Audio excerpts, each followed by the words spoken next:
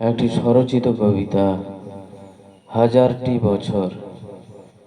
2 বছরের ছোট্ট মেয়েটা রোজ বাবার হাত ধরে হাঁটত। নতুন নতুন সম্ভাবনাকে বুকে নিয়ে সে রোজ বাবার কাছে একটি নতুন জামা চাইতো। বাবাও মেয়েটিকে আগামী ভবিষ্যতের সব থেকে সেরা দেখতে চাইতো।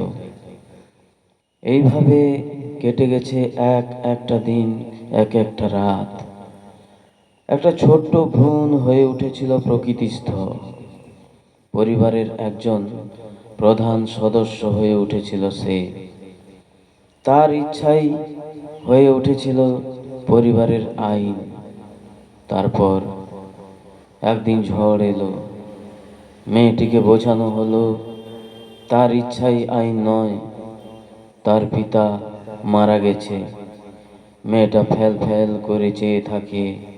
ক্যামেরা ঝলসে ওঠে। তার বিবর্ণ মুখে হাসি ফুটে উঠল। পিতৃহারা মেয়েটার ঘর পাল্টে গেল, মন পাল্টে গেল, আইন পাল্টে গেল। আশা, আকাঙ্ক্ষা, স্বপ্ন একে একে সব পাল্টে গেল। একদিন সেও মা হয়ে উঠল।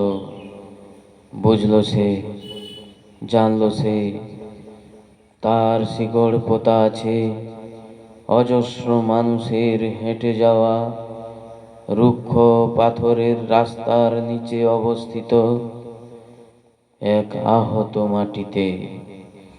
সেই শিকড়ের প্রাণ থেকে হারিয়ে গেছে হাজারখানি বছর।